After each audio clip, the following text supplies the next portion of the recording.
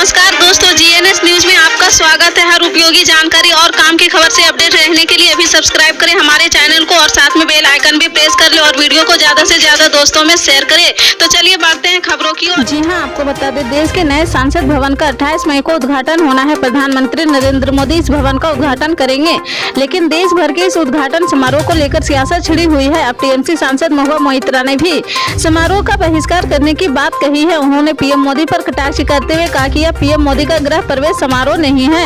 महुआ मोइत्रा ने कहा कि संसदीय लोकतंत्र के वरीयता क्रम के अनुसार राष्ट्रपति पहले, उपराष्ट्रपति दूसरे और प्रधानमंत्री तीसरे स्थान पर आते हैं। यह पीएम मोदी का घर नहीं है जो उन्होंने अपने पैसे से बनाया है। ऑल इंडिया तृणमूल कांग्रेस 28 मई की पार्टी में शामिल नहीं होगी। बीजेपी को शुभकामनाएं। जी हां, आपको बता दें, आम आदमी पार्टी के दिल्ली और पंजाब के मुख्यमंत्रियों के साथ बैठक के एक दिन बाद पश्चिम बंगाल के मुख्यमंत्री ममता बनर्जी ने 27 मई को नई दिल्ली में नीति आयोग की महत्वपूर्ण बैठक में शामिल नहीं होने का फैसला किया है। पश्चिम बंगाल कैबिनेट के एक वरिष्ठ सदस्य ने नाम छापने की सख्त शर्त पर कहा कि हालांकि शुरुआत में उन्होंने नीति आयोग की बैठक में भाग लेने का फैसला किया था, लेकिन अब उन्होंने अपनी राय बदल दी है और बैठक में शामिल नहीं होने का निर्णय लिया है। हालांकि उन्होंने यह भी कहा कि फिलहाल यही फैसला हुआ है और आने वाले समय में यह भी बदल सकता है।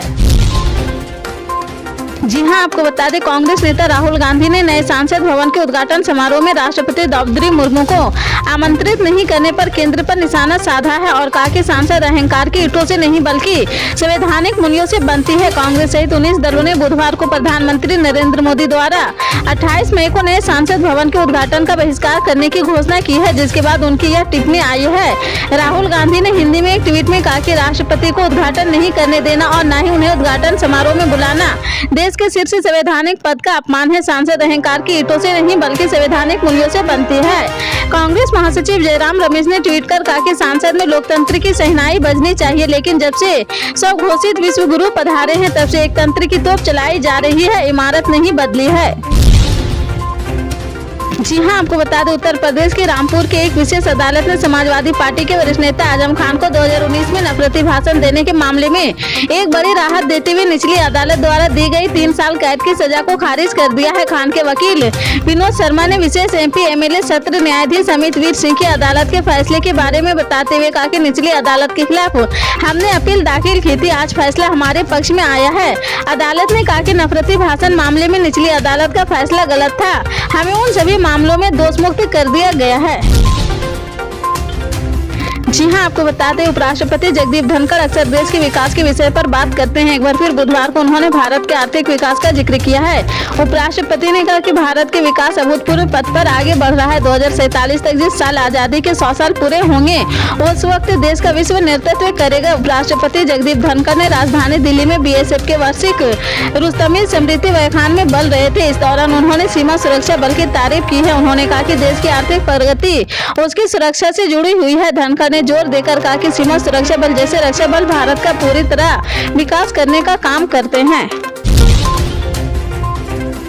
जी हां, आपको बता दें, 2000 के नोट को बदलने की शुरुआत 23 मई से हो चुकी है। लोग बैंकों में जाकर अपने पास रखे 2000 के नोट बदलवा रहे हैं। इसी बीच आरबीआई के 2000 के नोट बदलने की अधिसूचना के खिलाफ दिल्ली हाई कोर्ट में एक जनहित याचिका दायर की गई है। इसमें 19 मई को आरबीआई द्वारा जारी अधिसूचना को रद्द करने की मांग की गई है। साथ ही नोट बदलने आने वाले लोगों को बैंकों द्वारा 500 रुपये मुआवजा के तौर पर अधिक दिए जाने की मांग भी की गई है। यह याचिका अधिवक्ता रजनीश भास्कर गुप्ता ने दायर की है। जी हां, आपको बता दें, भारतीय कुश्ती महासंघ के अध्यक्ष ब्रिजेश भूषण शरण के खिलाफ पिछले 1 महीने से जंतर मंतर पर पहलवान विरोध प्रदर्शन कर रहे हैं। पहलवान विनेश फोडगा, साक्षी मालिक और बजरंग पुनिया मांग कर रहे हैं कि ब्रिजेश भूषण शरण को नार्को टेस्ट हो। इसी बीच सिंह ने बुधवार को कहा कि वे इसके लिए तैयार हैं। बीजेपी सांसद ब्रिजेश भूषण सिंह ने कहा कि मैं नार्को टेस्ट करवा लूंगा, लेकिन आरोप लगा रहे पहलवानों का भी नार्को टेस्ट होना चाहिए। पहले वे नार्को टेस्ट कराए, मैं लाइव टेस्ट के लिए भी तैयार हूँ। पुलिस मुझ में 5 से 6 घंटे पहले भी पूछताछ कर चुकी है। आगे भी अगर पुलिस को पूछताछ करनी होगी तो उसके लिए मैं चला जाऊंगा। उन्होंने आगे कहा कि मैं न्यायपालिका के निर्णय का सम्मान करता हूं। मेरे खिलाफ एफआईआर भी दर्ज हो गई है, लेकिन फिर भी विरोध क्यों जारी है। जी हां, आपको बता दें ज्ञानवापी मस्जिद के पूरे परिसर का भारतीय पुरातत्व सर्वेक्षण से सर्वे कराने का आग्रह करते हुए वाराणसी की जिला अदालत में दायर याचिका पर मुस्लिम पक्ष ने सोमवार को अपनी आपत्ति दाखिल की है। इस दौरान ज्ञानवापी मस्जिद समिति ने कहा कि न तो मुगल बादशाह औरंगजेब क्रूर थे और न ही उन्होंने वाराणसी में भगवान आदि विश्वेश्वर मंदिर को तोड़ा था। जी हां, आपको बता दें नए संसद भवन के उद्घाटन समारोह से पहले सियासी घमासान मचा हुआ है। 19 विपक्षी राजनीतिक दलों ने बुधवार को साझा बयान जारी कर प्रधानमंत्री नरेंद्र मोदी के द्वारा इसके उद्घाटन का बहिष्कार किया है। वहीं असम के मुख्यमंत्री हिमंत बिस्वा शर्मा ने इसको लेकर विपक्ष की आलोचना की है। शर्मा ने कहा कि विपक्ष को उम्मीद नहीं थी कि यह इतनी जल्दी पूरा हो जाएगा, इसलिए बहिष्कार किया जा रहा है। उन्होंने कहा कि बहिष्कार एक कारण यह भी हो सकता है कि उद्घाटन का दिन विनायक दामोदर सावरकर की जयंती से मेल खाता है। जी हां, आपको बता दें नए संसद भवन के उद्घाटन को लेकर सत्ता पक्ष और विपक्षी दलों ने तनातनी बढ़ती ही जा रही। लगभग सभी विपक्षी दलों ने उद्घाटन समारोह का बहिष्कार कर दिया है। इन दलों ने अपने सांसदों को समारोह में जाने से रोक दिया है। कांग्रेस, आप, टीएमसी के साथ ही यूपी की विपक्षी पार्टी सपा और रालोद ने भी उद्घाटन समारोह में नहीं जाने का ऐलान कर दिया है। अभी तक कहा जा रहा है कि राष्ट्रपति की जगह प्रधानमंत्री से इसका उद्घाटन कराने के विरोध में विपक्षी दलों ने समारोह का बहिष्कार किया है। सपा प्रमुख अखिलेश यादव ने उद्घाटन में नहीं जाने का कारण कुछ अलग ही बताया है। जी हां, आपको बता दें विधानसभा चुनाव से लेकर नगर निकाय चुनाव तक बुरी तरह से पीटी कांग्रेस की नजर अब 2024 में होने वाले लोकसभा चुनाव पर है। इसकी तैयारी में कांग्रेस अभी से जुट गई है। यूपी में 80 लोकसभा की सीटें हैं, लेकिन कांग्रेस केवल 20 सीटों पर ही फोकस कर रही है। यूपी में अभी तक अमेठी और रायबरेली सीट कांग्रेस के पास ही रही है। रायबरेली से सोनिया गांधी और अमेठी से राहुल गांधी जीतते चले आए हैं।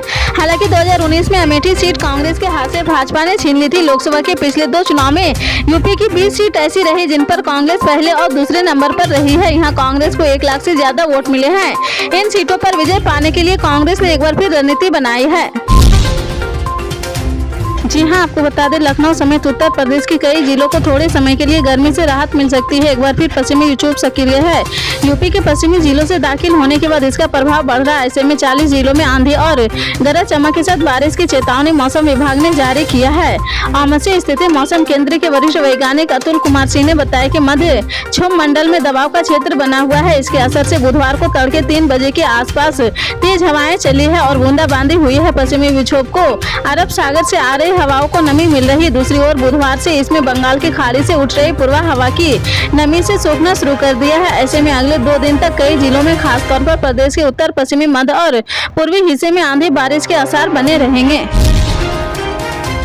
जी हां, आपको बता दें पंजाब में सरकारी कर्मचारियों को सरकार ने बड़ा तोहफा दिया है। दरअसल सीएम भगवंत मान ने कहा कि आज सरकारी कर्मचारियों के महंगाई भत्ते के बकाये की एक किस्त जारी कर दी है। बता दें कि 1 जुलाई 2015 से 31 सितंबर 2015 तक 6% की दर से महंगाई भत्ते के बकाये की देय राशि को बढ़ाकर 356 करोड़ रुपए करने की मंजूरी दी गई है। सीएम ने आगे कहा कि हम जो कहते हैं वो करते हैं। पल पल के अपडेट जानने के लिए जुड़े रहें आप अपने GNS न्यूज चैनल से। मिलते हैं अगली बड़ी खबर के साथ, तब तक के लिए जय हिंद।